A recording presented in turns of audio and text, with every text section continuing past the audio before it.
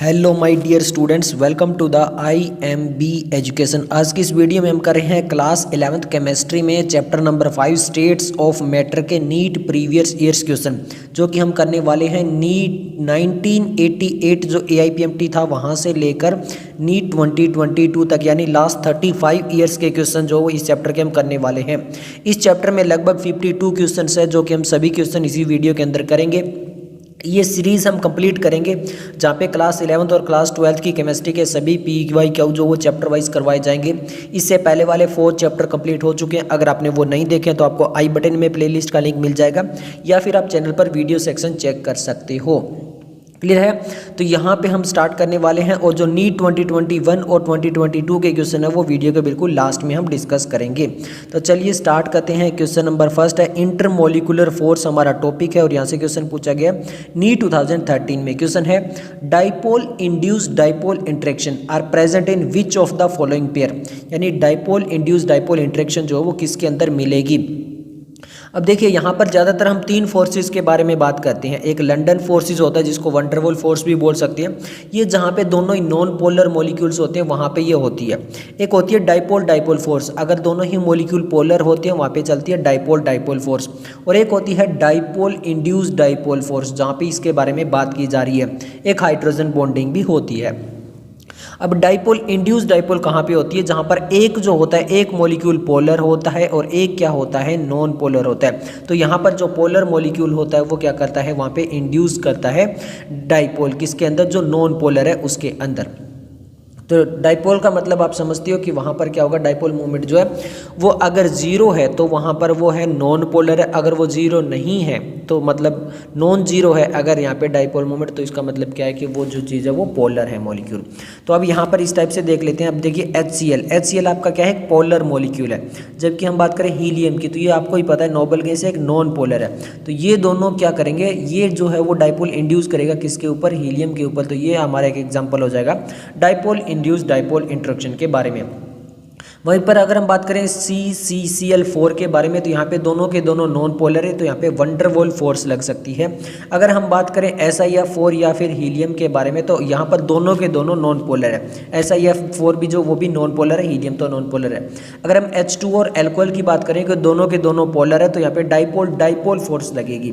Dipole induce नहीं, dipole dipole होती तो ये वाला होता। क्लियर हो गया? ओके, नेक्स्ट हम क्वेश्चन नंबर 2 की तरफ चलते हैं।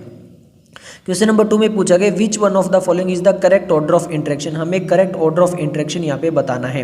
तो यहाँ पर क्या लिखा गया, 1993 में पूछा गया कि कोवेलेंट होगा सबसे फिर हाइड्रोजन बॉन्डिंग, फिर वंडरवॉल, फिर डाइपोल डाइपोल, या फिर सबसे लो होगा van der Waals then hydrogen bonding then dipole dipole then covalent, या फिर van der Waals then dipole dipole then hydrogen and then covalent, या फिर dipole dipole van der Waals hydrogen and covalent.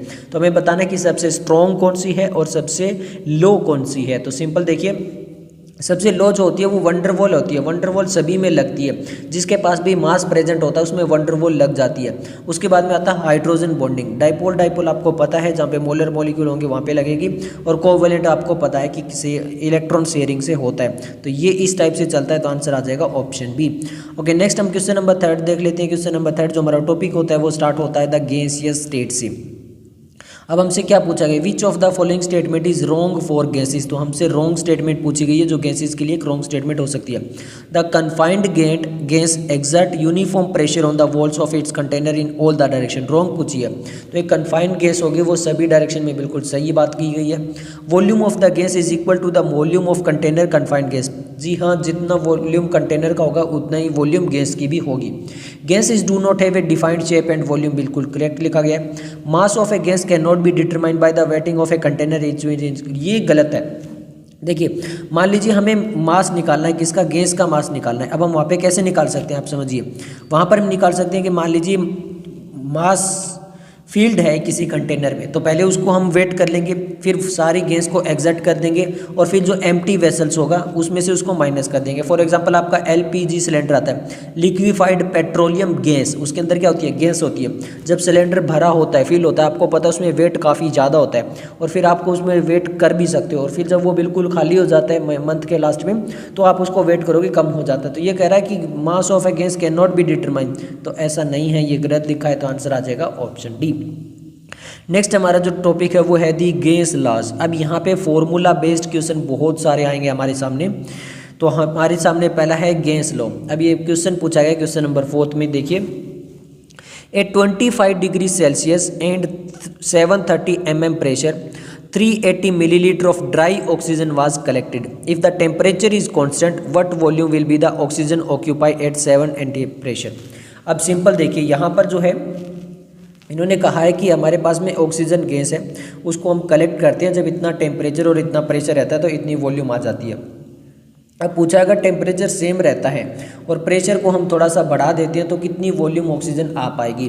तो सिंपल यहाँ पे कौन सा लगेगा, बॉयल्स लॉ लगेगा। अब बॉयल्स लॉ के अकॉर्डिंग क्या होता है, P1 V1 is equal to P2 V2।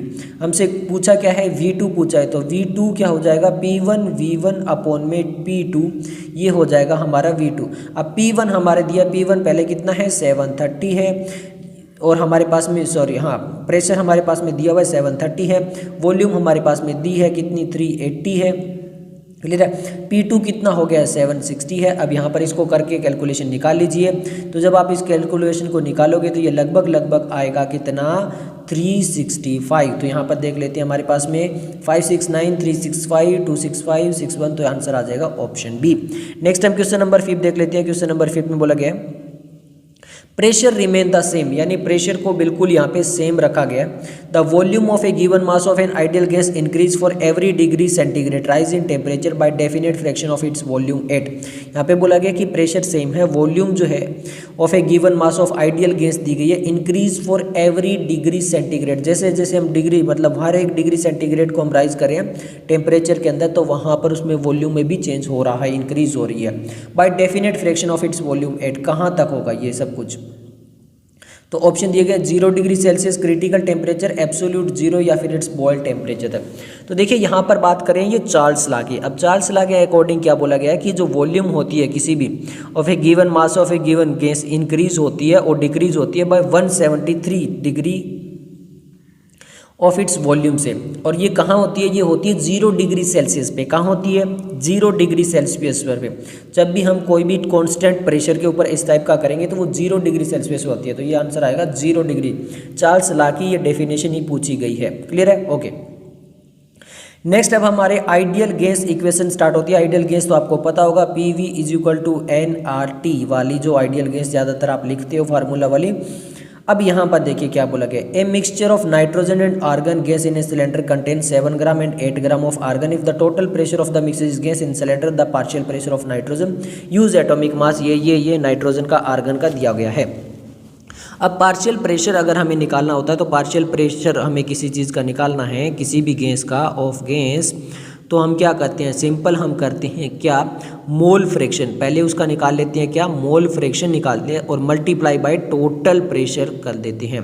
तो यहाँ पे जो प्रेशर दिया गया है वो 27 दिया गया है, ये टोटल प्रेशर 27 दिया गया है। अब हमें निकालना है मोल फ्रैक्शन, हमें मोल फ्रैक्शन निकालना है, बट हमें देखिए नाइट्रोजन निकालना है ना, तो नाइट्रोजन का मोल फ्रैक्शन हो जाएगा, बट उससे पहले हमें मोल निकालने पड़ेंगे। तो हमें नाइट्रोजन दिया, आर्गन दिया, उनका वेट दिया हुआ है। अब हम मोल निकाल लेते हैं।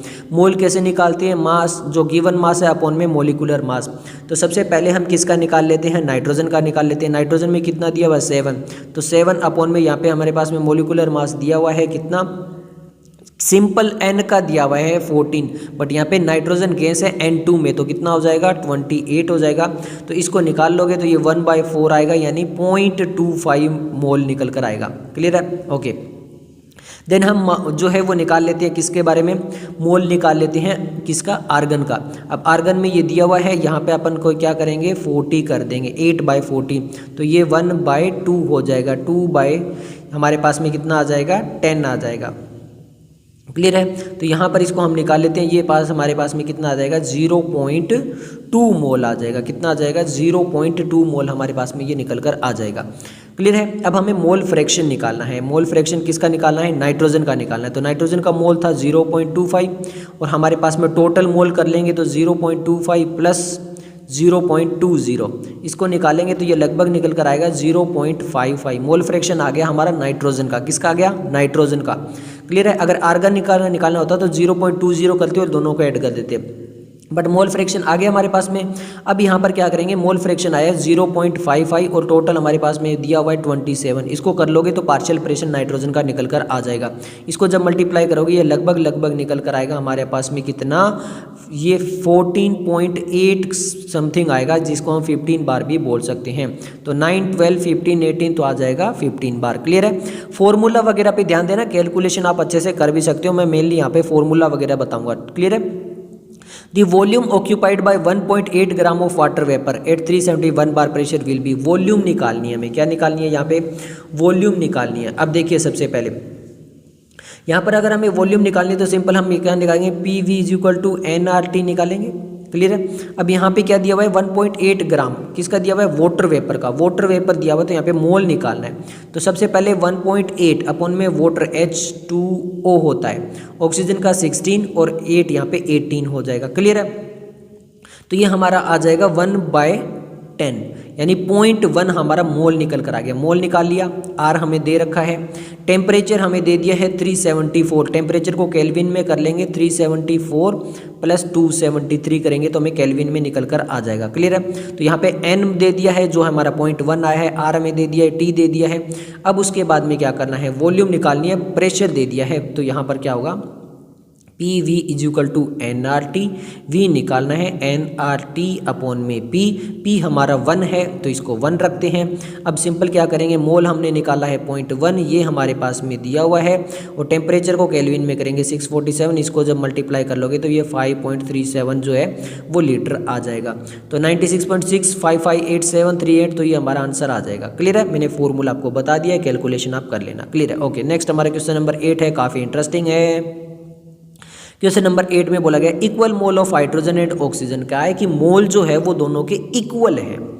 Gases are place in a container with a pin hole through which both can escape. What fraction of oxygen escape in the time required for the 1 ohm the volume. तो देखिए यहाँ पे हमें एस्केप वगैरह निकालना, यानी रेट ऑफ डिफ्यूजन हमें पूछा गया है। अब देखिए रेट ऑफ डिफ्यूजन कैसे निकालते हैं। Rate of diffusion inversely proportional होता है किसके, या तो डेंसिटी के या फिर होता है मोलर मास के। इनवर्सली प्रोपोर्शनल होता है, ये चीज़ आपको क्लियर हो गई। ओके, अब यहाँ पर सिंपल क्या करेंगे, देखिए तो सबसे पहले हमें यहाँ पर देखिए, यहाँ पे क्या करेंगे, जो आर होगा, जो रेट ऑफ डिफ्यूजन होगा वो इनवर्सली प्रोपोर्शनल। जैसे मान लीजिए हमारे पास में किस किस का है, हाइड्रोजन एंड ऑक्सीजन का है, तो हाइड्रोजन एंड ऑक्सीजन, ये चीज़ क्लियर हो गई। ओके, तो ये इनवर्सली प्रोपोर्शनल हो जाएगा मोलर मास ऑफ हाइड्रोजन के and molar mass of oxygen के। ये चीज़ क्लियर है। ओके, अब यहाँ पर देखिए हम क्या करेंगे, सबसे पहले जो रेट होता है वो होता है वॉल्यूम अपॉन में टाइम। अब यहाँ पे एक चीज़ ध्यान से देखिए, क्वेश्चन को ध्यान से पढ़ना है तब आपको कुछ समझ में आएगी। देखिए equal mole of hydrogen and oxygen are placed in a container, एक कंटेनर में with a pin hole through which the both can escape. What fraction of oxygen escape in the time required for 1/2 of the oxygen. अब देखिए इन्होंने क्या कहा है, जो volume है, क्या है वॉल्यूम, तो रेट क्या होता है वॉल्यूम अपॉन में टाइम। इन्होंने कहा टाइम तो सेम है, उसी टाइम में जो ऑक्सीजन एस्केप होती है उसमें हाइड्रोजन 1/2 हो जाती है, उसका मतलब 1/2 चली जाती है। तो सिंपल देखिए हम क्या कर रहे हैं, तो यहाँ पर अगर हम बात करें किसकी, H2 की, H2 में वॉल्यूम अपॉन में टाइम होता है, तो वॉल्यूम में क्या बोल सकते हैं, मोल। तो यहाँ पे N/2 मतलब उसकी हाफ चली जाती है, उसके हाफ मोल चले जाते हैं अपॉन में T, किसके, हाइड्रोजन के। और जबकि हमें निकालना किसका है, ऑक्सीजन का निकालना, तो मान लेते हैं X वॉल्यूम जा रही है, कितनी जा रही है, X वॉल्यूम जा रही है, अपॉन में क्या कर लेते हैं T। यहाँ तक क्लियर हो गया। ओके, पहले हाइड्रोजन में वॉल्यूम अपॉन में टाइम लगाते हैं, क्लियर है। फिर उसको जो वो वाला फॉर्मूला मोलिकुलर मास वाला वो हम लगा लेंगे, पहले रेट निकालते हैं, रेट का निकाल लेते हैं। फिर उसके बाद में x अपॉन में t निकाला, क्यों, क्योंकि हमें इसकी वॉल्यूम नहीं पता, इसकी वॉल्यूम कितनी गई है वही तो पूछा है, और टाइम हमारा सेम रहेगा दोनों के लिए, क्लियर है। और इसकी वॉल्यूम क्या ले रहे हैं हम, जितने मोल है अपॉन में हाफ मोल उसके जो वो चले जा रहे हैं, किसके, हाइड्रोजन के। ये वो लिखा हुआ required for the 1/2 of the hydrogen to escape. Clear हो गया। ओके, अब यहाँ पर क्या करेंगे, देखिए सिंपल है, हमने अभी भी बताया था रेट ऑफ हाइड्रोजन अपॉन में रेट ऑफ ऑक्सीजन को ले लेंगे under root molecular of the oxygen upon में हाइड्रोजन। क्यों, क्योंकि ये इनवर्सली प्रोपोर्शनल होता है। ये चीज़ क्लियर होगी। पहले हम ये निकाल लेते हैं, मोलिकुलर मास ऑफ ऑक्सीजन कितना होगा, ये होगा हमारा 32। क्यों? क्योंकि O2 गैस है। हाइड्रोजन का कितना होगा, 2 होगा, तो 2/16, तो ये √16 आ गया। √16 को हम मोड करेंगे तो ये 4 आ जाएगा। यस, तो यहाँ पर हमारे पास में जो रेट ऑफ हाइड्रोजन अपॉन में रेट ऑफ ऑक्सीजन आया वो 4 आ गया। ये चीज़ क्लियर हो गई। ओके, अब हमने जो रेट वॉल्यूम अपॉन में टाइम भी तो लिखते हैं ना इसको, वॉल्यूम अपॉन में टाइम, तो वॉल्यूम अपॉन में टाइम ने हमने क्या निकाला था कि उसकी वॉल्यूम जो वो हाफ मोल चले गए हैं, टाइम हमें इतना लगा। और इसी टाइप से ऑक्सीजन निकालना है, उसकी वॉल्यूम हमें नहीं पता है, उसका टाइम हमारे पास सेम ही लग रहा है जितना इसका है। तो टाइम से टाइम तो हम कैंसिल कर सकते हैं क्योंकि दोनों में सेम टाइम लग रहा है। अब हमारे पास में निकल कर क्या आएगा, N/2x, और ये हमारी जो वॉल्यूम निकल कर आई थी RH अपॉन में RO, ये कितनी थी, ये थी 4। तो हम देख लेते हैं, N/2x इज इक्वल टू कितनी आ गई, 4 आ गई। क्लियर है। अब हमें वॉल्यूम निकालनी है, ये वाली वॉल्यूम निकालनी है, x निकालना है। तो हम क्या करेंगे, सिंपल है, इस x को इधर ले जाएंगे, 4 को इधर ले जाएंगे, तो N/8 is equal to x आ गया। हाँ या ना, तो ये चीज़ आपको क्लियर हो गई। तो ये इसका n यानी यहाँ पर जो मोल थे उसके 1/8 चले गए। तो यहाँ पर देखिए कितने, 3/8, 1/2, 1/8 या 1/4, तो 1/8 चले गए। क्लियर है, ये चीज़ आपको समझ में आ चुकी होगी। ओके, नेक्स्ट हम क्वेश्चन नंबर 9 देख लेते हैं। क्वेश्चन नंबर 9 में बोला गया, what is the density of nitrogen gas 8। ये टेम्परेचर दे दिया है, ये प्रेशर दे दिया है और R दे दिया है। हमसे डेंसिटी पूछिए। अब डेंसिटी में क्या होगा, देखिए डेंसिटी होती है हमारी क्या, मास अपॉन में वॉल्यूम। क्या होती है, मास अपॉन में वॉल्यूम होती है। ये चीज़ क्लियर हो गया। ओके, अब देखिए सिंपल, हमारे पास में कौन सा मास, जो गिवन मास है, कौन सा मास, जो गिवन मास होगा उसके अपॉन में वॉल्यूम। अब देखिए PV is equal to nRT होता है। अब n क्या होता है, मोल। मोल का मतलब होता है गिवन मास में अपॉन में मोलिकुलर मास। ये चीज़ क्लियर है।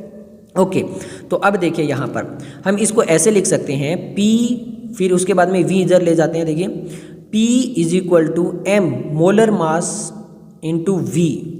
क्लियर है, और RT। अब ये मोलर मास हम इधर ले आते हैं, तो ये क्या हो जाएगा, PM is equal to M upon में V RT। अब ये M/V है, इसको DRT लिख सकते हैं। तो आप सिंपल याद रखना, इसको ऐसे भी लिख सकते हैं, PM is equal to DRT।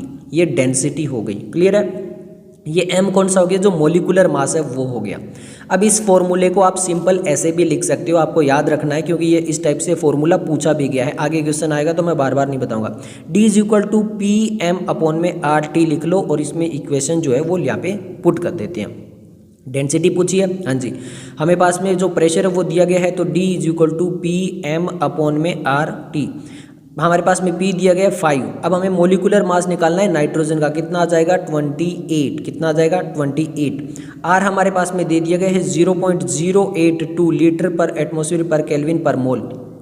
Clear है, और टेम्परेचर दे दिया गया, इसको टेम्परेचर को आप कर लीजिए केल्विन में, तो केल्विन में करोगे कितना आएगा 500 केल्विन, ये निकल कर आ जाएगा। क्लियर है, अब इस सबको जो है हम क्या कर लेंगे, कैलकुलेशन कर लेते हैं। जब सारी कैलकुलेशन कर लेंगे तो ये हमारे पास में निकल कर आएगा कितना 1.4, 2.8, 3.14 या फिर 0.29, तो ये निकल कर आएगा 3.14। क्लियर है, आपको फॉर्मूले, आपको चीज़ क्लियर हो चुकी होगी। ओके, नेक्स्ट हमारे पास में क्वेश्चन नंबर 10 है। यहाँ पे फॉर्मूले बड़े बड़े हैं भैया, थोड़ा ध्यान देना। 50 millilitre of each gas of volume A and B taken 150 and 260 respectively for effusing through a pin hole under the similar condition if molecular mass of B with the molecular mass of B। Molecular mass पूछा है, बता दिया है, rate क्या होता है volume upon में time. Clear है, रेट क्या होता है वॉल्यूम अपॉन में टाइम। अब देखिए वॉल्यूम यहाँ पे दोनों के लिए सेम है, A के लिए भी 50 है, B के लिए भी 50 है। क्लियर है, तो हम सिंपल सा फॉर्मूला निकाल लेते हैं। अब देखिए यहाँ पर वॉल्यूम अपॉन में टाइम अपॉन में वॉल्यूम अपॉन में time is equal to under root, यहाँ पर ये हम मान लेते हैं V1 T1, ये V2 T2, तो यहाँ पे मोलिकुलर मास क्या आएगा, इन्वर्सली प्रोपोर्शनल होता है, तो M2 अपॉन में M1। अब देखिए वॉल्यूम बिल्कुल सेम है, तो वॉल्यूम से वॉल्यूम क्या हो जाएगी, कट जाएगी, तो यहाँ पर क्या आएगा T2 अपॉन में T1 under root M2 upon में M1। अब ये फॉर्मूला सिंपल सा आपको समझ में आ चुका होगा। क्लियर है, ओके, अब यहाँ पर वही फॉर्मूला हम लगा लेते हैं। देखिए T2 हमारे पास में कितना है 200 है, T1 कितना है 150 है, तो यहाँ पे लिख लीजिए 200 अपॉन में 150। अब यहाँ पे मोलिकुलर मास हमें एक का दिया हुआ है, किसका दिया हुआ है, देखिए बी का दिया हुआ 36, तो यहाँ पर 36 आ जाएगा और हमें M1 निकालना है। तो यहाँ पे इसको पहले हम कर लेते हैं, तो ये 3/4 चला जाएगा, तो ये आ जाएगा हमारा 4/3 इज इक्वल टू √36/M2। हमें ये निकालना है, A निकालना है हमें। ये चीज़ क्लियर हो गई। अब इस अंडर रूट को हटाने के लिए इंटू 4 कर लेते हैं, तो ये हो जाएगा हमारा, देखिए 16/9 इज इक्वल टू 36/M। अब m निकालना है, तो क्या करेंगे हम 36/16 इंटू 9, इसको हम जो है वो कैलकुलेशन कर लेते हैं, तो ये हमारा निकल कर आएगा लगभग 81.4। तो ये हमारा लगभग देखिए कितना आ रहा है, 20 के आसपास आ रहा है। क्लियर है, कितना आ रहा है, 20 के आसपास आ रहा है। बट 96, 128, 32, 64 ऐसा कोई ऑप्शन ही नहीं है, हमारा आ रहा है 20 के आसपास। तो इसका मतलब है यहाँ पे नन ऑफ द अबव आएगा, इसमें से कोई भी जो फॉर्मूला नहीं जा रहा है, कोई भी हमारा एक्चुअल जो हमने निकाला वो बिल्कुल सही है। आप ये मत सोचना कि हमसे गलती हो गई, आपका सही है, बट यहाँ पे कोई ऑप्शन नहीं है 20 के आसपास। क्लियर है, ओके। नेक्स्ट हम क्वेश्चन नंबर 11 देख लेते हैं। A certain gas takes 3 times as long as to effuse out helium its molecular mass भी।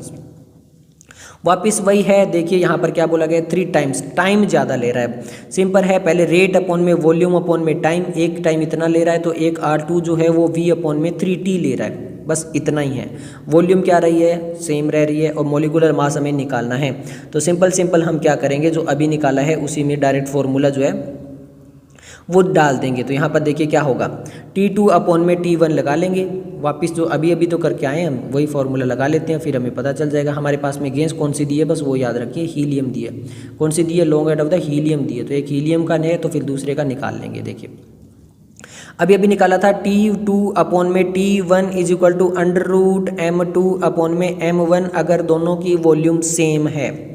अब टाइम एक में कितना लग रहा है, 3 times लग रहा है, तो हम क्या कर लेंगे, यहाँ पे जो एक में था 3 times लग रहा है, तो इसको 3/1 कर लेंगे, और फिर यहाँ पे M2 हमारा जो है वो हीलियम का निकाल लीजिए।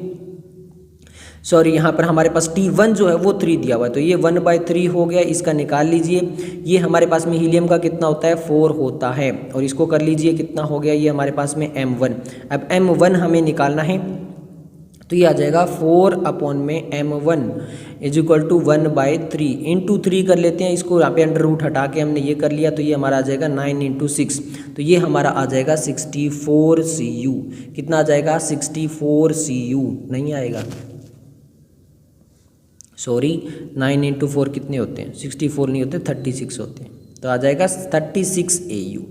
ओके, नेक्स्ट हमारा क्वेश्चन नंबर जो वो 12 चला जाएगा। क्वेश्चन नंबर 12 हम देख लेते हैं। The 2 gases A and B having the same volume, वापस वॉल्यूम वही है, diffuse through a porous in portion 20 T2 time respectively the molecular mass of A is molecular mass of B निकालना है। वापिस सेम वही फॉर्मूला लगाएंगे। देखिए क्या है, T हम देखिए AB कर लेते हैं, TA अपॉन में TB, वॉल्यूम सेम है, तो हम क्या लगेंगे, under root molecular mass of, अब यहाँ पर किसका आएगा, molecular mass of A upon में मोलिकुलर मास ऑफ B ही आता है। क्लियर है, ओके। अब देखिए यहाँ पर A का टाइम दिया है कितना, 20, ये हमारा हो गया 20। B का हमारे पास में कितना दिया है, 10 लगा लिया। मोलिकुलर मास इसका कितना दिया है, 49, इसका हमें निकालना है। क्लियर है, ओके। तो 1/2 इसको कट कर लेते हैं, ये चीज़ क्लियर हो गई, ओके। अब यहाँ पर देखिए ये हमारा 1/2 हो गया, मतलब 2 इज इक्वल टू √49 अपॉन में √M। अब यहाँ पर इसको अंडर रूट हटाने के लिए इसको क्या कर लेंगे, 4 कर लेंगे, तो यहाँ पर क्या आ जाएगा 49 अपॉन में MB इज इक्वल टू 4। तो MB हमें निकालना है, तो MB इज इक्वल टू 49/4 कर लीजिए, तो ये लगभग कितना निकल कर आएगा, ये आएगा 12.25। क्लियर है, तो आंसर आ जाएगा ऑप्शन बी। ये फॉर्मूला आप याद रख सकते हो, बार बार इससे क्वेश्चन आए हुए हैं। ओके, नेक्स्ट हमारा क्वेश्चन नंबर 13 है। क्वेश्चन नंबर 13 में बोला गया एक gases mixture was prepared by taking equal mole. अब यहाँ पर मोल इक्वल लिए गए हैं। द टोटल प्रेशर दे दिया गया, the partial pressure of the nitrogen and the mixture. तो हमें partial pressure of the nitrogen निकालना है। वापिस से देखिए सिंपल क्या करेंगे, यहाँ पर मोल फ्रैक्शन निकालना है, बट मोल मान लीजिए यहाँ पर इक्वल दिए। देखिए एक gases mixture was prepared equal mole, तो हम मान लेते हैं कि CO का मोल 1 मान लेते हैं, नाइट्रोजन का भी मोल 1 खा लेते हैं। अब हमें नाइट्रोजन का क्या बोला था, अभी आपको बताया था कि हमें अगर पार्शियल प्रेशर निकालना है, फर्स्ट अभी थोड़ी देर पहले क्वेश्चन आया था, पार्शियल प्रेशर निकालना है, तो क्या करते हैं, जो हमारे पास में मोल फ्रैक्शन है, मोल फ्रैक्शन निकाल के मल्टीप्लाई बाय टोटल प्रेशर कर देते हैं। मोल फ्रैक्शन नाइट्रोजन का निकालना है। तो नाइट्रोजन अपॉन में टोटल मोल क्या मान रहे हैं, इसका भी 1 इसका भी 1, तो 1 + 1 और टोटल प्रेशर कितना है 1 है, तो 1/2 × 1 कर लेते हैं, तो ये आ गया हमारा कितना 1/2 यानी 0.5। तो 0.5 0.8 0.9 या 1 ये आ गया हमारा 0.5। क्लियर हो गया, बहुत आसानी से आपका आ चुका होगा। ओके, नेक्स्ट हम क्वेश्चन नंबर जो 14 देख लेते हैं। क्वेश्चन नंबर 14 में घुमा फिरा के बहुत बड़ा क्वेश्चन बना दिया जाएगा। A bubble of air is under water, temperature दे दिया गया है, प्रेशर दे दिया गया। If the bubble volume rise to the surface where the temperature is 26 and pressure what will the happen to the volume. अब वॉल्यूम निकालनी है भैया। अब आइडियल गैस के अकॉर्डिंग PV = nRT होता है, ये तो हमें पता है। तो V जो होता है वो क्या होता है, डायरेक्टली प्रोपोर्शनल टू T होता है टेम्परेचर और इन्वर्सली प्रोपोर्शनल टू P होता है, क्योंकि हमें टेम्परेचर और प्रेशर दिया हुआ है। तो वॉल्यूम हो गई, बाकी NR का हमें कोई मतलब यहाँ पे हो नहीं रहा है। क्लियर है, तो यहाँ पे हम T/P लगा लेंगे। क्या लगा लेंगे, T/P। तो V1 = T1/P1, ये चीज़ क्लियर हो गई। और V2 = T2/P2। अब देखिए पहले टेम्परेचर कितना है 15 डिग्री है, इसको केल्विन में कर लीजिए, तो ये केल्विन में आएगा 15 + 273 लगभग कितना आ जाएगा 288। प्रेशर हमारा दिया हुआ है कितना 1.5। क्लियर है, ओके।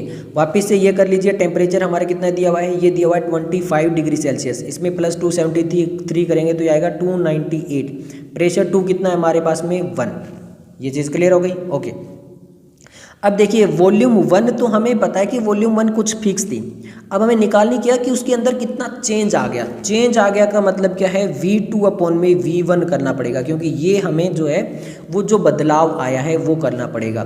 तो अब यहाँ पे अगर वो चीज़ करनी पड़ेगी तो हमें सिंपल इन्वर्सली प्रोपोर्शनल था। इसका मतलब क्या था कि यहाँ पर उसको हम 298 × 1.5 अपॉन में 1 × 288 कर देंगे। अब ये क्या था हमारा, यहाँ पर 298 क्या था, T2 था, याद आ गया। और ये हमारे पास में 1 एटमॉस्फेयर क्या था, P2 था। क्यों, क्योंकि यही तो होगा। V2 के जो टेम्परेचर डायरेक्टली प्रोपोर्शनल है, ये इन्वर्सली प्रोपोर्शनल है। इसी टाइप से ये हमारे पास में T1 है और ये क्या है हमारे पास में P2 है। तो T2 × P2 अपॉन में P2 × T1।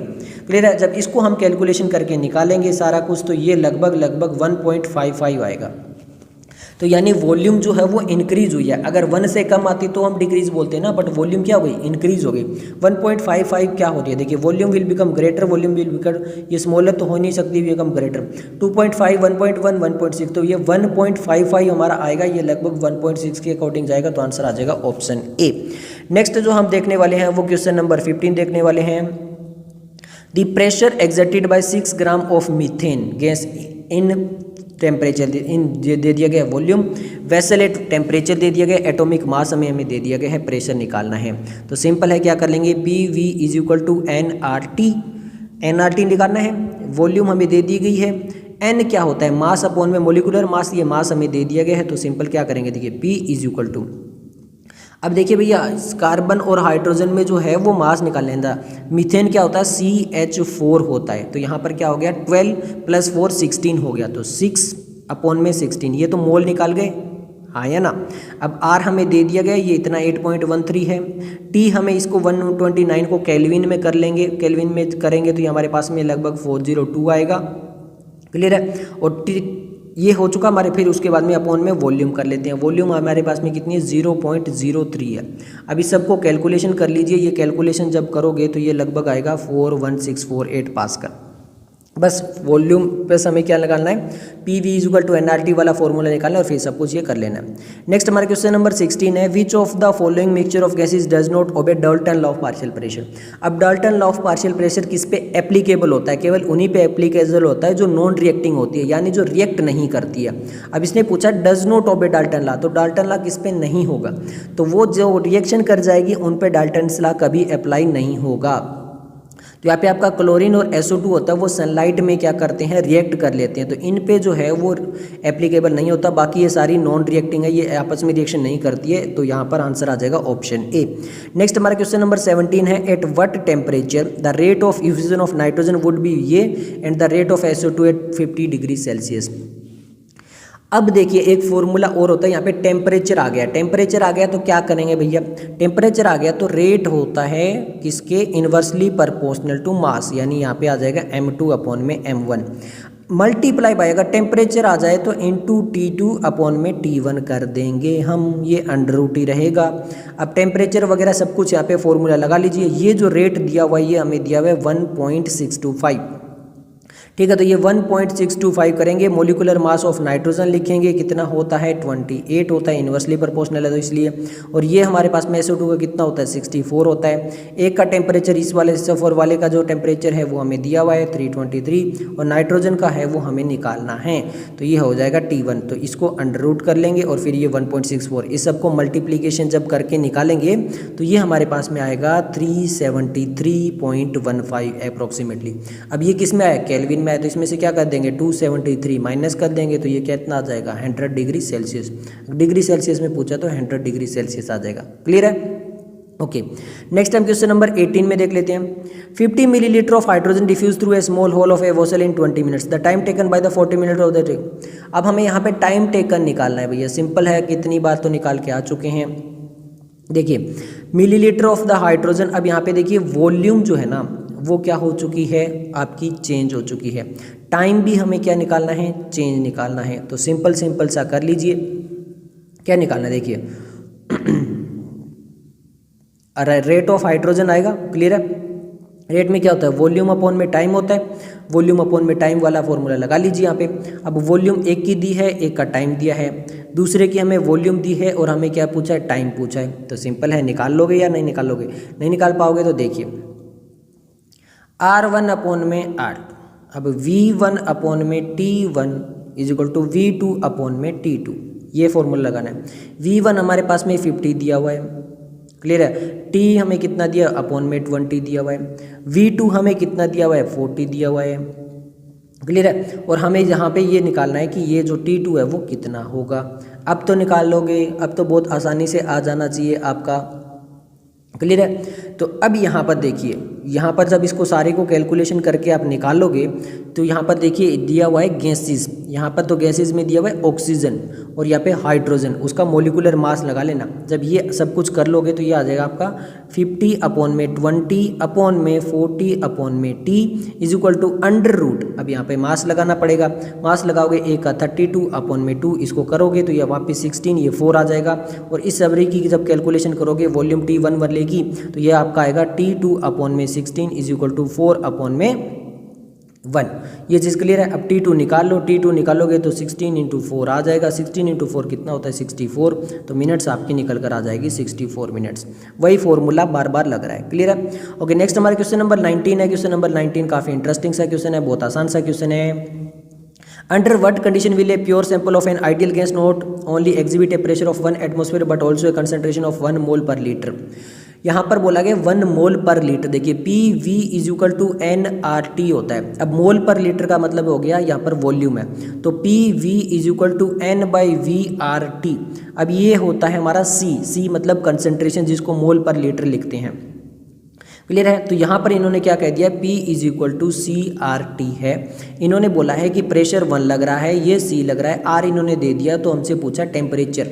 तो सिंपल देखिए यहाँ पर क्या हो जाएगा, P is equal to CRT होता है, तो T is equal to P upon में CR हो जाएगा। ये 1 दिया है, ये 1 दिया है और ये हमारे पास में 0.082 दिया है, तो 1 अपॉन में 0.082 कर लीजिए। इसको जब आप पूरा करोगे तो ये आएगा 12 केल्विन। तो ये पूछा है 1 T is equal to 12 kelvin, तो ये सब कुछ हमें निकल कर आ जाएगा। आंसर सिंपल आपके सामने है। नेक्स्ट हम क्वेश्चन नंबर 20 की तरफ चलते हैं भैया। क्वेश्चन नंबर 20 बहुत ही आसानी से हमारे सामने, the correct value of the gas as constant R is close to. अब देखिए R पूछा है तो सिंपल है, PV is equal to nRT होता है। हमसे क्या पूछा है, R पूछा है, हाँ जी, तो PV is equal to NT हो जाएगा, क्लियर है। ओके, तो ये P क्या होता है, किस में होता है, P प्रेशर में होता है, यानी एटमॉस्फेयर। और ये V क्या होता है, वॉल्यूम लीटर में होती है। ये N क्या हो गया हमारा, टेम्परेचर केल्विन में, और ये मोल हो गया। तो देखिए क्या होगा, लीटर एटमॉस्फेयर पर केल्विन पर मोल, यही वाला तो होगा, तो आंसर आ जाएगा ऑप्शन बी। यही यूनिट का थोड़ा सा आपको पता होना चाहिए।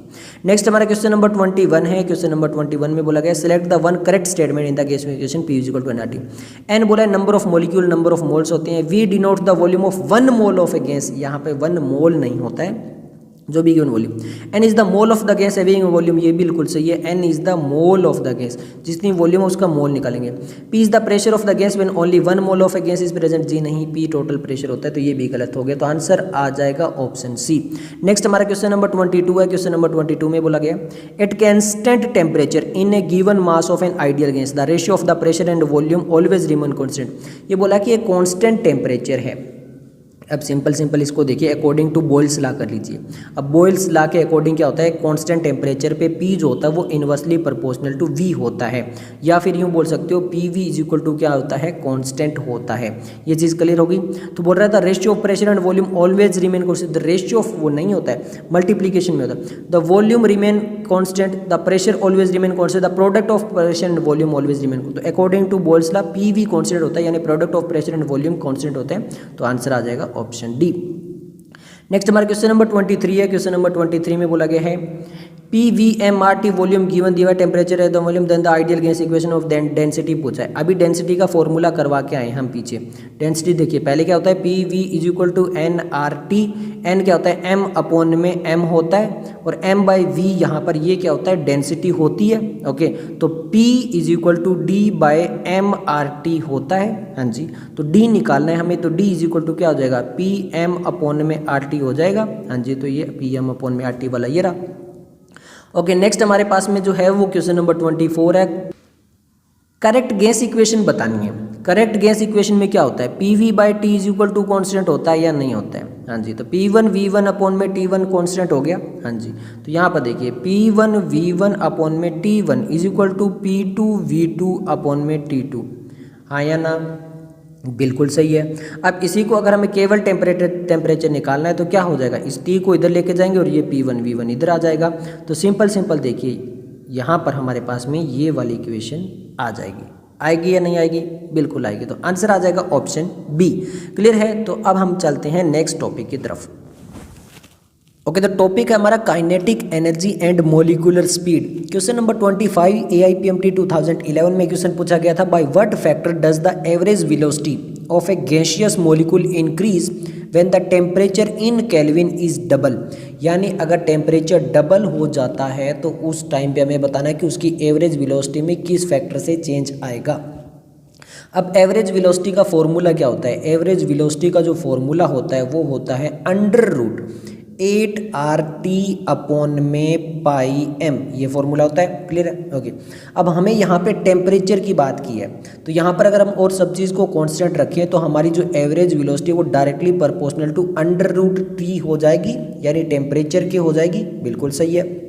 अब इन्होंने कहा है कि हमारा जो टेम्परेचर है वो डबल हो जाता है, तो ये मान लेते हैं V1 है, उस टाइम पे टेम्परेचर ये है, तो हमें बताना है what is does the factor velocity of gases molecule increase. तो हमारी V2 क्या होगी, अगर वहाँ पर व्हेन द टेम्परेचर डबल हो जाता है तो √2T अगर हो जाता है। ये चीज़ क्लियर हो गई। ओके, अब हम यहाँ पे कर लेते हैं V1/V2 = √T/2T। ये चीज़ क्लियर हो गई। अब T से T यहाँ पर कैंसिल हो जाता है, तो यहाँ पर होगा क्या, देखिए यहाँ पर होगा V1/V2 =1/√2। तो V2 हमसे पूछा है तो ये हो गई √2V1। तो यहाँ पर ये किस फैक्टर से चेंज हुई है, √2 से। अब √2 की वैल्यू क्या होती है, ये होती है 1.4, तो आंसर आ जाएगा ऑप्शन डी 1.4। ओके, नेक्स्ट हमारा क्वेश्चन नंबर जो है वो 26 है। The temperature of a gas is raises from, ये टेम्परेचर दिया है, to temperature, the root mean square speed of the gas, root mean square speed of the gas. तो वापस देखिए, चाहे कोई भी हो, हमें मेनली टेम्परेचर दिया हो, टेम्परेचर के अकॉर्डिंग निकालना है। तो वापस से हम क्या करते हैं, इसमें केल्विन को कर लेते हैं पहले, तो इसमें 273 ऐड करेंगे तो ये हमारा कितना निकल कर आएगा, 300 केल्विन निकल कर आएगा। अब इसमें 920 से इसमें कर लेते हैं तो ये हमारा निकल कर आएगा 1200 केल्विन। ये चीज़ तो क्लियर हो गई। ओके, ये हमारा पहला T1 है और ये हमारा T2 है। तो V directly proportional to under root T temperature होता है, बिल्कुल सही है, ये तो हमें पता है। तो अब V1 अपॉन में V2 कर लेते हैं। अंडर रूट पहला टेम्परेचर कितना है 300, सेकंड टेम्परेचर कितना है 1200, इसको काट लेते हैं तो ये आता है 1/4। तो ये आ गया हमारा V1 अपॉन में V2 is equal to under root 1/4। इसको बाहर निकालेंगे तो ये क्या आ जाएगा 2 आ जाएगा। हाँ जी, तो 2 आ जाएगा। तो V2 हमारी क्या हो जाएगी, देखिए V2 इज इक्वल टू, ये इधर चला जाएगा इधर चला जाएगा, तो ये 2V1 आ गया, यानी ये डबल हो गई। रिमेन सेम हो रही है, गेट ये गेट हाफ गेट डबल, तो आंसर आ गया गेट डबल हो रही है। क्लियर हो गया, okay.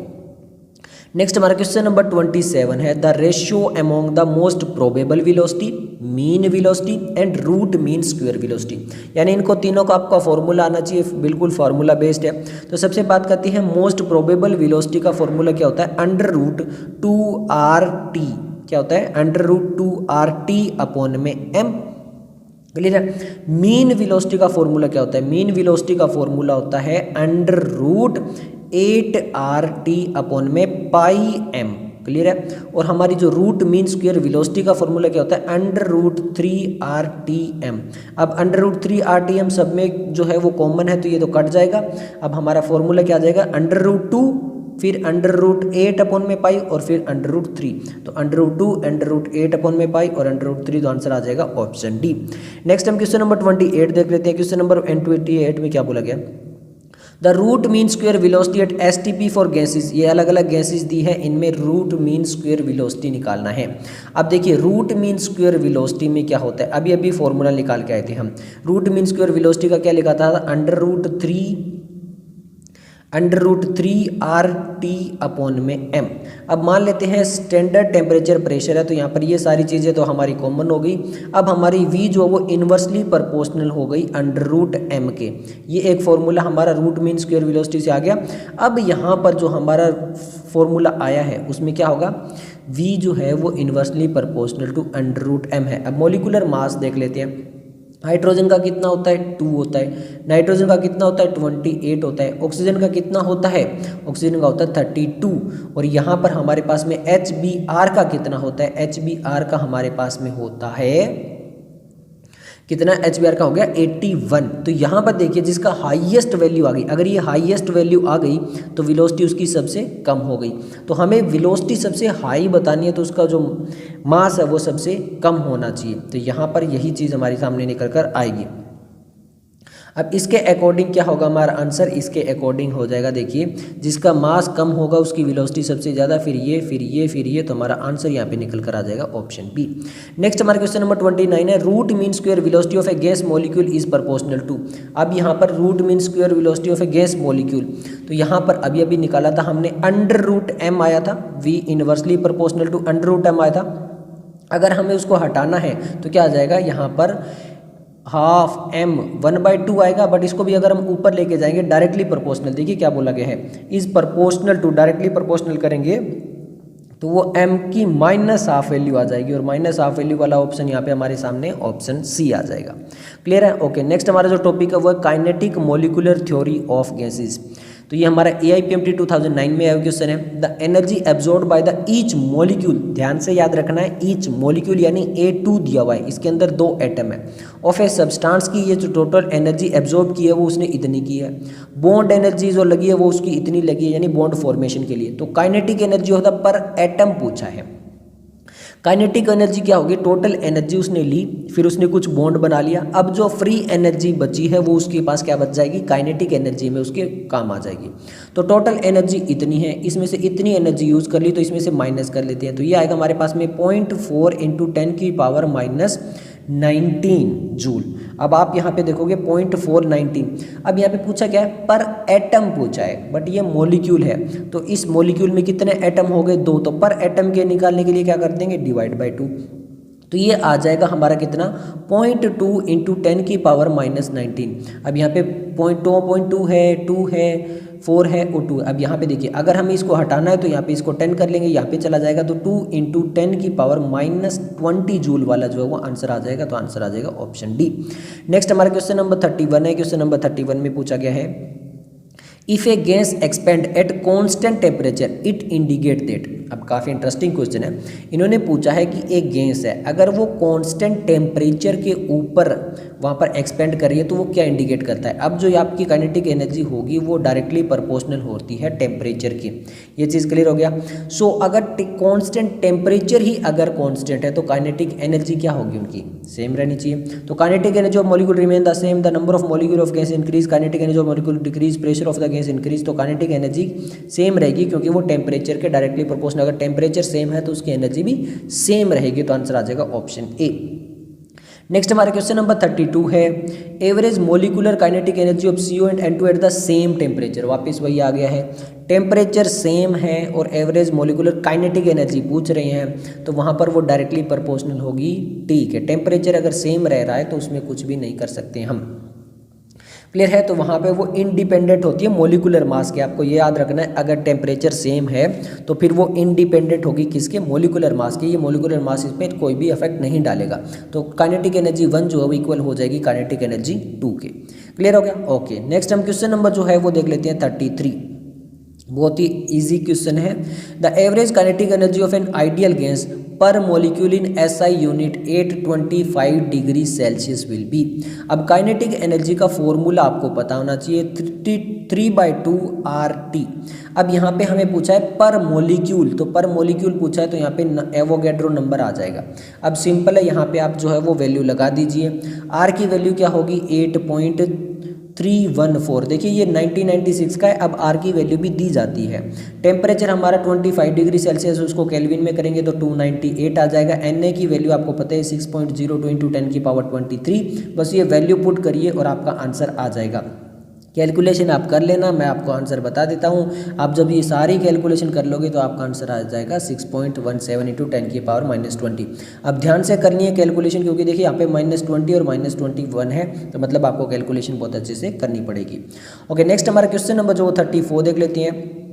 Eight standard temperature pressure 0.5 mole of H2 gas and 1 mole is gas equal average kinetic energy है equal molecular speed occupy equal volume है इक्वल इफ्यूजन रेट। अभी बता के आए हैं कि अगर वहाँ पे स्टैंडर्ड टेम्परेचर प्रेशर यानी टेम्परेचर सेम हो रहा है तो काइनेटिक एनर्जी सेम रहेगी, वो मोलिकुलर मास पे डिपेंड नहीं करेगी। तो आपका बहुत आसानी से आंसर आ जाना चाहिए क्या, कि have equal kinetic energy. Next हमारा क्वेश्चन नंबर 35 है। क्वेश्चन नंबर 35 में बहुत इंटरेस्टिंग सा क्वेश्चन पूछ लिया भाई। Internal energy and pressure of a gas per unit volume are related as. अब ये पर यूनिट वॉल्यूम कैसे रिलेट करेंगे। अब काइनेटिक एनर्जी जो होती है, जिसको हम काइनेटिक एनर्जी को ई बोला गया, इज इक्वल टू 3/2 RT होता है। ये तो आपको फॉर्मूला पता है, हाँ जी। अब इसको वॉल्यूम में करना है क्योंकि हमें पर यूनिट वॉल्यूम पूछा और प्रेशर की पूछा है। तो यहाँ पे nRT में प्रेशर वॉल्यूम में क्या हो जाएगा, ये 3/2 PV हो जाएगा, ये भी आपको पता है। ओके, अब यहाँ पर देखिए क्या हो गया हमारे पास में, kinetic energy is equal to 3/2 PV।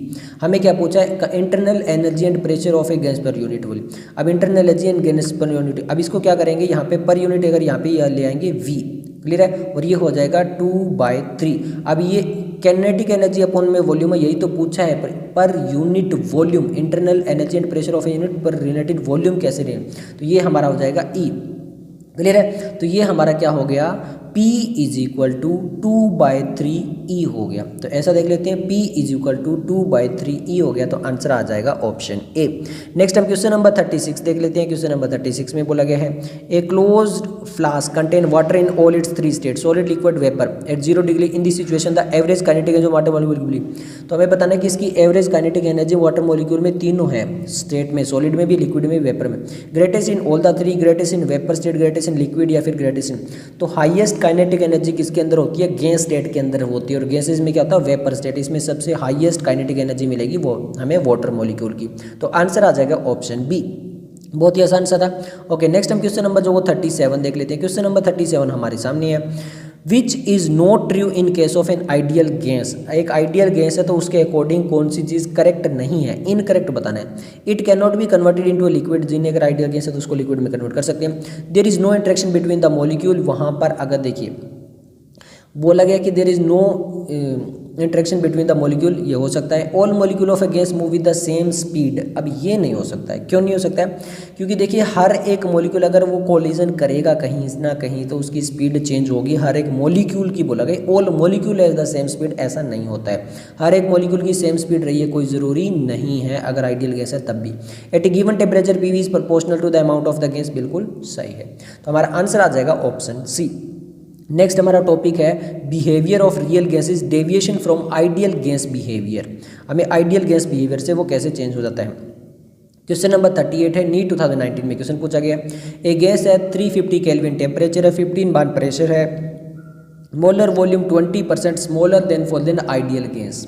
अब यही तो इंपॉर्टेंट है, यहाँ पे मोलर वॉल्यूम बोल दिया कि 20% कम है आइडियल गैस से under the same condition. The correct option about that is compressibility factor. अब कंप्रेसिबिलिटी फैक्टर क्या होता है?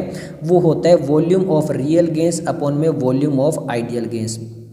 अब देखिए यहाँ पे 20% कम है किसका? रियल गैस का। देखिए 20% है is smaller than the ideal gas, तो 20% कम है, इसका मतलब ये 1, यहाँ पर ये 20% है तो 0.2% कम है, इसका मतलब 0.8 है। तो वॉल्यूम जो रियल गैस की है वो 0.8 है और जो आइडियल गैस की है वो 1 है। तो अब ये जो निकल कर आएगी ये क्या आएगी आपकी? जेड कंप्रेसिबिलिटी लेस देन 1 आ गया। पहली चीज़ तो क्या आ गई? जो कंप्रेसिबिलिटी फैक्टर है वो क्या आ जाएगा आपका? लेस देन 1 आ जाएगा। ये नहीं आएगा, ये नहीं आएगा, ये आएगा। बट यहाँ पर क्या हो रहा है? क्योंकि यहाँ पर अब जो अट्रैक्टिव फोर्सेस है वो ज़्यादा लगेगी। जब लेस देन 1 आ गया तो वहाँ पे अट्रैक्टिव फोर्सेस क्या लगेगी? ज़्यादा लगेगी। तो यहाँ पर जो अट्रैक्टिव फोर्स है वो डोमिनेट हो जाएगी। तो आंसर आ जाएगा ऑप्शन डी। नेक्स्ट हमारा क्वेश्चन नंबर 39 देख लेते हैं। क्वेश्चन नंबर 39 में बोला गया a gas such as carbon monoxide would be most likely to obey the ideal gas. Ideal gas की तरह कब होगी? Low temperature high pressure, high temperature low high pressure, low temperature low pressure, high temperature low pressure. एक जो कोई भी एक real gas होती है वो आइडियल गैस पे तब बिहेव करती है जब high temperature and low pressure हो, ये याद रखना है। तो आंसर आ जाएगा ऑप्शन डी। नेक्स्ट हमारा क्वेश्चन नंबर जो 40 देख लेते हैं। Maximum deviation from the ideal gas is expected from. हमें बताना है कि सबसे ज़्यादा डेविएट कौन करेगा? हमारी मीथेन करेगी, एमोनिया करेगा, हाइड्रोजन करेगा या फिर नाइट्रोजन गैस करेगी। तो सबसे मोस्ट डेविएशन कौन सा करेगा? मोस्ट डेविएशन के लिए क्या होना चाहिए? पोलर मॉलिक्यूल होना चाहिए। जितना ज़्यादा पोलरिटी होगी वहाँ पे attractive force between the molecule उतनी ही ज़्यादा होगी। अगर किसी में इंटरमोलिकुलर फोर्स ज़्यादा होती है तो उसकी ए की जो वैल्यू होती है वो उतनी ज़्यादा होती है और उसका डेविएशन भी उतना ही ज़्यादा होता है। तो यहाँ पर इंटरमोलिकुलर फोर्सेस जो सबसे हाईएस्ट है, जो सबसे ज़्यादा पोलरिटी है वो है एमोनिया। तो आंसर आ जाएगा ऑप्शन बी। नेक्स्ट हमारा क्वेश्चन नंबर है 41। यहाँ पर हमें बोला गया है the real gases van der Waals equation लिखी गई है P + AN² अपॉन में V और V - N/, = nRT where A and B are van der Waals constant. A and B van der Waals constant आपको पता भी है। अब यहाँ पे बोला गया है 2 सेट ऑफ गैसेज दिया है। 1 में oxygen, carbon dioxide, hydrogen, helium दिए गए। एक में मीथेन, ऑक्सीजन और हाइड्रोजन दिए गए। The gas in given set 1 increasing order of B. जो ये वाला है इसमें बी जो है उसका इंक्रीजिंग ऑर्डर बताना है और इसके अंदर हमें जो है वो ए का डिक्रीजिंग ऑर्डर बताना है। अब पहले तो हमें ये पता होना चाहिए कि ए और बी क्या बताते हैं। तो ए तो मैं आपको बता चुका हूँ कि इंटरमोलिकुलर फोर्स को बताते हैं। जितना हाई उसकी इंटरमोलिकुलर फोर्स होगी उतना हाई उसकी ए की वैल्यू होगी। यानी सिंपल मैग्नीट्यूड ऑफ अट्रैक्शन बताते हैं। या फिर इसको बोल सकते हो कि जितना ज़्यादा पोलर होगा उसमें उतनी ही ज़्यादा क्या होगी? अट्रैक्शन होगी। उसका जो डाइपोल मोमेंट है वो जितना ज़्यादा हाई होगा इसका मतलब वहाँ पर उसमें उतनी ही ज़्यादा डेविएशन देखने को मिलेगी। अब बी क्या बताता है? बी बताता है साइज टर्म्स ऑफ वॉल्यूम। तो यहाँ पर देखिए अगर उसका अफेक्टिव साइज ज़्यादा है तो वहाँ पर उसकी बी की वैल्यू भी क्या होगी? ज़्यादा होगी। तो पहले इसमें सबसे हाईएस्ट साइज देख लेते हैं। तो CO2 का सबसे हाई होगा, फिर ऑक्सीजन का होगा, फिर हीलियम का होगा और सबसे छोटा जो होगा हाइड्रोजन का होगा। तो सबसे पहले हम यहाँ पर बी निकालते हैं। बी में हमें क्या निकालना है? उनका साइज निकालना है। तो सबसे हाईएस्ट कार्बन डाइऑक्साइड का होगा, बिल्कुल सही है। उसके बाद में ऑक्सीजन का होगा, फिर हमारे पास में हीलियम, फिर हाइड्रोजन का होगा। उसके बाद में बात करते हैं ए की। ए में क्या होगा? इंटरमोलिकुलर फोर्सेस लगनी चाहिए और सबसे हाईएस्ट जितना ज़्यादा वहाँ पे इंटरमोलिकुलर फोर्सेस होगी उतना ही ज़्यादा वहाँ पे उसकी ए की वैल्यू हाई होगी।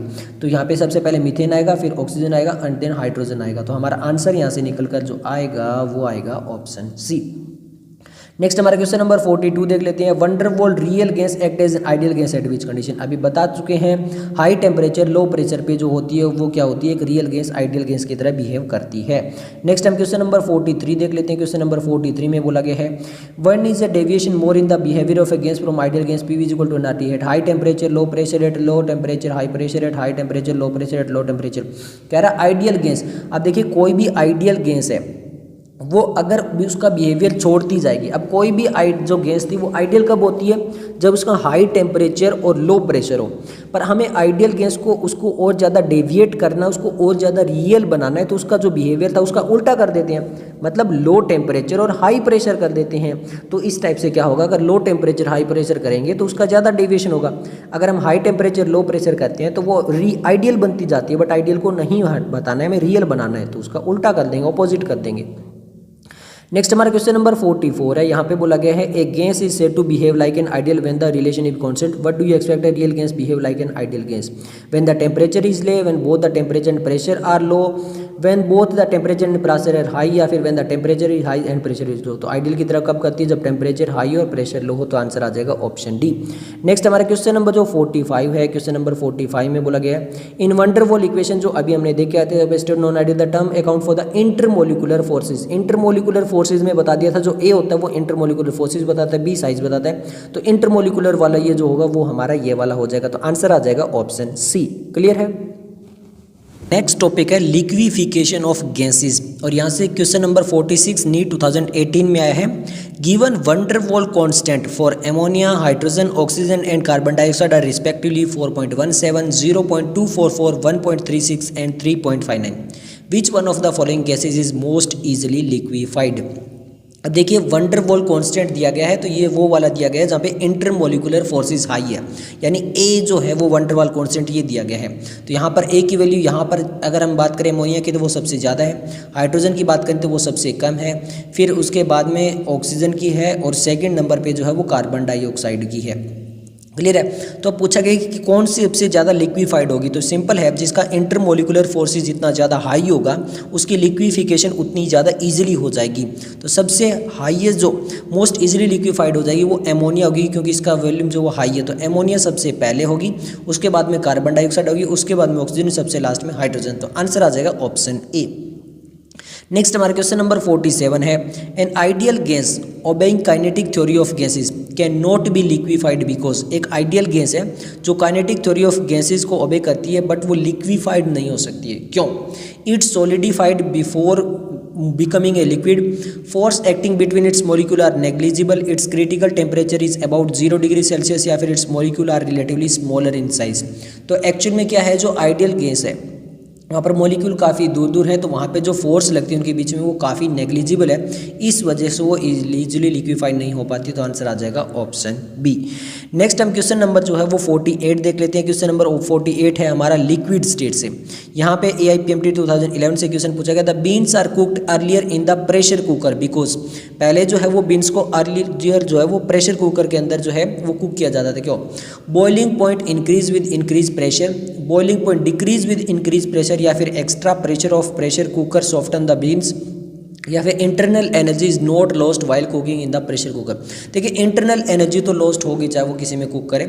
एक्स्ट्रा प्रेशर कुकर का मतलब ये नहीं है कि वो एक्स्ट्रा प्रेशर लगा देगा, ये नहीं है। अब बॉइलिंग पॉइंट डिक्रीज होता है या इंक्रीज होता है, तो जैसे जैसे प्रेशर इंक्रीज होता है तो वहाँ पे बॉइलिंग पॉइंट जो होता है वो इंक्रीज हो जाता है। तो आंसर आ जाएगा ऑप्शन ए, नोट बी।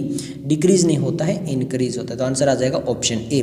अब देख लेते हैं नीट 2021 एंड 2022 के क्वेश्चंस। ओके, तो हमारे सामने जो है वो नीट 2021 का क्वेश्चन है। वैसे तो इस चैप्टर से एक ही क्वेश्चन है, एक सेक्शन ए से और एक सेक्शन बी से। क्वेश्चन पूछा गया choose the correct option for graphical representation of Boyle's law. अब बॉयल्स लॉ के अकॉर्डिंग ग्राफ बताना है which shows a graph of pressure versus volume of a gas is different temperature. Actual में Boyle's law का मतलब क्या होता है कि वहाँ पे कांस्टेंट टेम्परेचर रहता है, पी जो है वो इनवर्सली प्रोपोर्शनल टू वॉल्यूम होता है। बट इन्होंने कहा है कि डिफरेंट डिफरेंट टेम्परेचर पे उनका जो यहाँ पर हमें कैसा ग्राफ देखने को मिलेगा।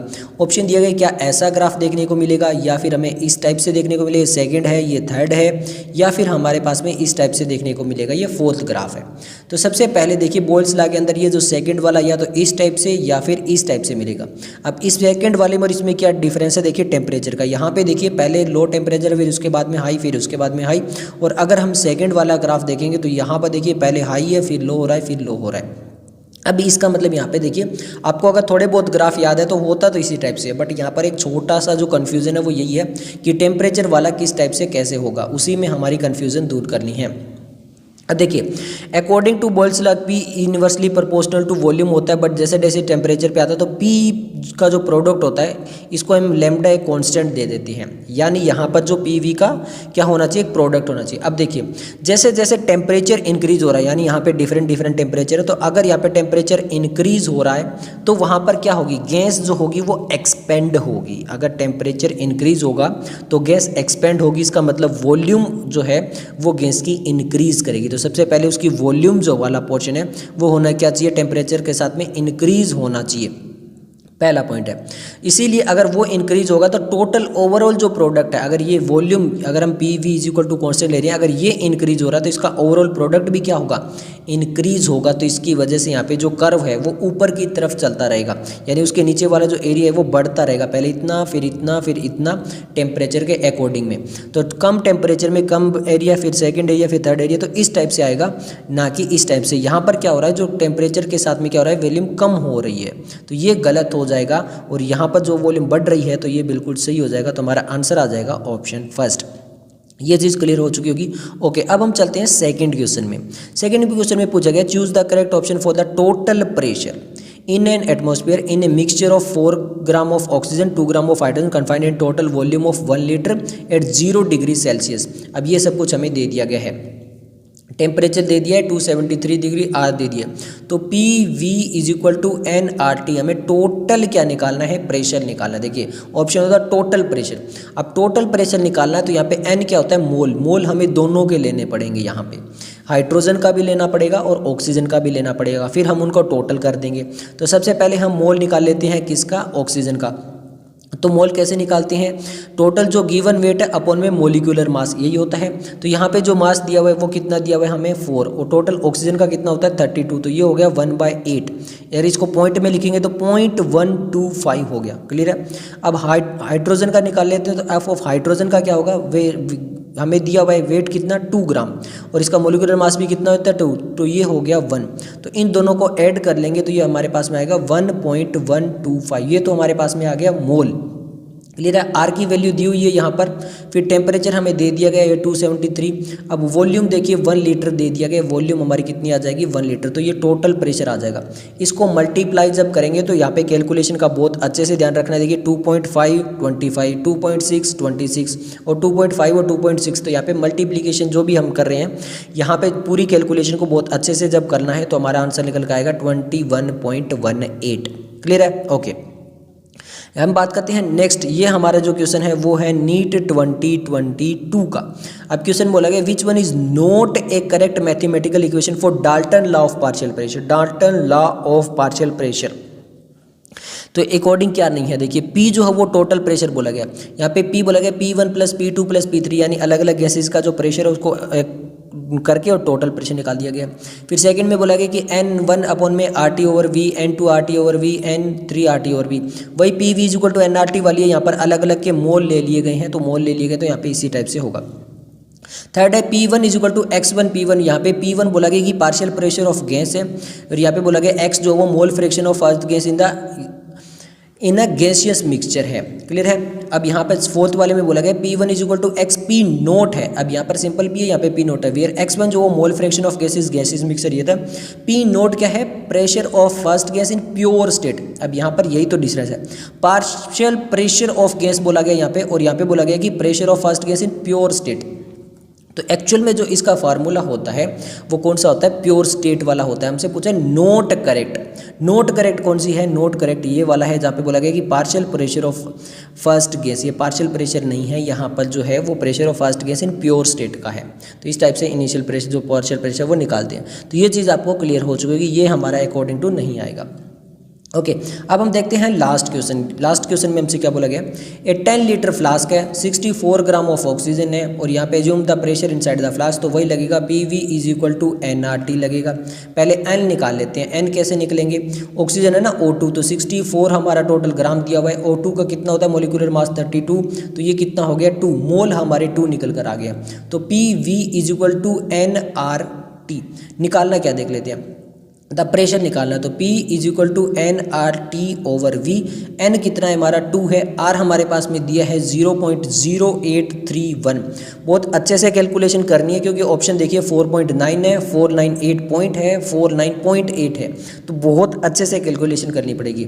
इनटू टेम्परेचर हमारा कितना दिया हुआ है, टेम्परेचर 27 डिग्री, इसको कैलविन में करेंगे तो ये 300 आ जाएगा। वॉल्यूम हमारी 10 लीटर दिया, इसको कैलकुलेशन को बहुत अच्छे से कर लेना, करोगे तब आपके पास में आएगा 4.986। तो ये 4.9 वाला जो है वो आंसर आ जाएगा।